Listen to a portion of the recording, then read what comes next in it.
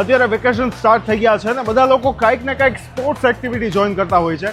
તો આરએમસી જે કાંઈ પણ સ્પોર્ટ્સ એક્ટિવિટી ઓફર કરે છે એમાં કયા કયા સ્લોટ્સ અવેલેબલ છે એ આ વિડીયોમાં જાણશું. સૌથી પહેલાં તો સ્વિમિંગ પુલના સ્લોટ્સ અવેલેબલ છે કે જેમાં જો તમને આવડતું હશે તો 470 રૂપિયા 3 મહિનાના થશે અને જો તમે શીખવાનું છે તો 670 રૂપિયામાં 3 મહિના શીખવા મળશે તમને. ત્યારબાદ મવડી ઇન્ડોર સ્ટેડિયમમાં લોન ટેનિસના સ્લોટ્સ પણ અવેલેબલ છે કે જેમાં 1000 રૂપિયા પર મંથની ફીસ આપવાની રહેશે. ત્યારબાદ સિન્થેટિક એથ્લેટિક ટ્રેક રેસકોર્સના પણ સ્લોટ્સ અવેલેબલ છે કે જેમાં 200 રૂપિયા પર મંથની ફીસ છે અને એમાં બહુ ઓછી સીટ્સ અવેલેબલ છે. જો તમારે રજીસ્ટ્રેશન કરવું હોય તો જલ્દી જ કરાવી લેજો.